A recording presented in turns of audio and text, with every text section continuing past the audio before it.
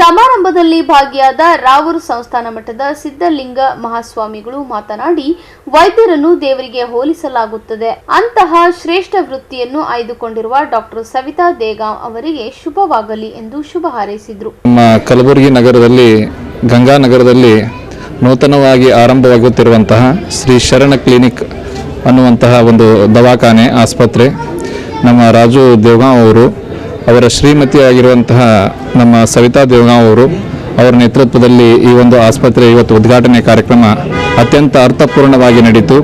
ಮನುಷ್ಯನ ಜೀವನದಲ್ಲಿ ನೂರಾರು ಭಾಗ್ಯಗಳಿರ್ಬೋದು, ಆದರೆ ಎಲ್ಲ ಭಾಗ್ಯಗಳನ್ನು ಮೀರಿದ ಭಾಗ್ಯ ಅಂದರೆ ಅದು ಆರೋಗ್ಯ ಭಾಗ್ಯವನ್ನು ನೀಡುವಂತಹ ನಿಟ್ಟಿನಲ್ಲಿ ಈ ಒಂದು ಆಸ್ಪತ್ರೆ ವಿನೂತನವಾಗಿ ಪ್ರಾರಂಭವಾಗಿದೆ. ಇದನ್ನು ನಮ್ಮ ಸಮಾಜದ ಎಲ್ಲ ನಾಗರಿಕರು ಸದುಪಯೋಗಪಡಿಸ್ಕೋಬೇಕು. ಇಲ್ಲಿ ಎಲ್ಲ ಸೌಲಭ್ಯಗಳು ಸಿಗ್ತವೆ. ಯಾವುದೇ ರೋಗ ಇದ್ದರೂ ಸಹಿತ ಆ ರೋಗಕ್ಕೆ ಪರಿಹಾರ ಸಿಗುವಂತಹ ಕೇಂದ್ರ ಅಂತಂದ್ರೆ ಅದು ಶ್ರೀ ಶರಣ ಕ್ಲಿನಿಕ್ ಅನ್ನುವಂಥದ್ದನ್ನು ಹೇಳಬೇಕು.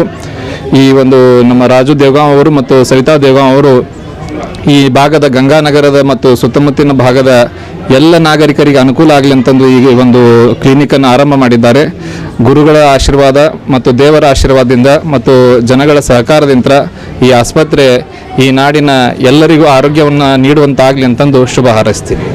ಉದ್ಘಾಟನಾ ಸಮಾರಂಭದಲ್ಲಿ ಕಾಂಗ್ರೆಸ್ ಮುಖಂಡರಾದ ಸಂದೇಶ್ ಕಮಕ್ನೂರ್, ವಿಜಯಕುಮಾರ್ ಹದಗಲ್, ಅಮೃತ್ ಡಿಗ್ಗಿ, ಈಶ್ವರಪ್ಪ ನೀಡಂಚಿ, ವಿಶ್ವರಾಧ್ಯ ಹಳ್ಳಿ, ಶಿವಪುತ್ರಪ್ಪ ಹಂಗರಗಿ, ಕುಪೇಂದ್ರಪ್ಪ ದೇಗಾಂವ್, ಡಾಕ್ಟರ್ ಚಂದ್ರು ಸೇರಿದಂತೆ ಇತರರು ಭಾಗವಹಿಸಿದ್ದರು.